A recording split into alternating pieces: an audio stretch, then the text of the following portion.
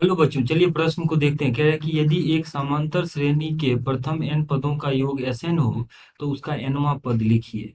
तो दिए गए प्रश्न के लिए हमारे पास जो मुख्य अवधारणा है, यदि हम इस प्रश्न के लिए मुख्य अवधारणा देखें तो दिए गए प्रश्न के लिए जो मुख्य अवधारणा है वह है कि किसी एपी का जो nवां पद होता है an, यह होता है a जोड़ n माइनस एक गुना d, जहाँ पर a उस एपी का प्रथम पद है और d सार्वंतर होता है एपी अर्थात समांतर श्रेणी का।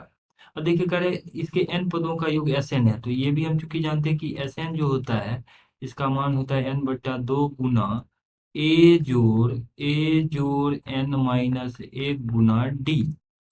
तो यहाँ पे हम क्या करते हैं, एस एन का एस एन बराबर लिख लेते हैं n/2 गुना। अब देखिए ए जोड़ एन माइनस एक गुना डी के जगह पे हम ए एन लिख सकते हैं, तो इसको हम ए एन लिख लेते हैं। तो इस प्रकार से ए एन को अगर हम एस एन के पदों में लिखना चाहें तो ये आ जाएगा बराबर एस एन बराबर, यहाँ से ये आ जाएगा ए, दो से गुना कर देते हैं दोनों तरफ।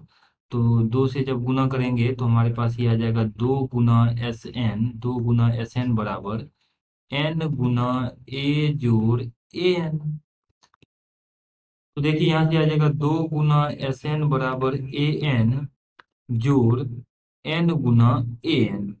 इसको हल करेंगे तो ये आ जाएगा n गुना an बराबर 2 गुना Sn, और माइनस में ये है a गुना an इतना।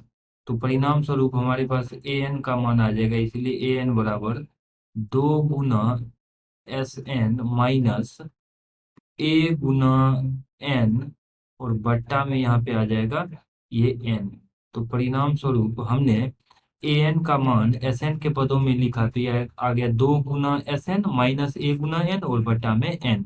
और यही दिए गए प्रश्न का अभीष्ट उत्तर है। आशा करते हैं कि इस प्रश्न का हल आपको समझ में आया होगा। धन्यवाद।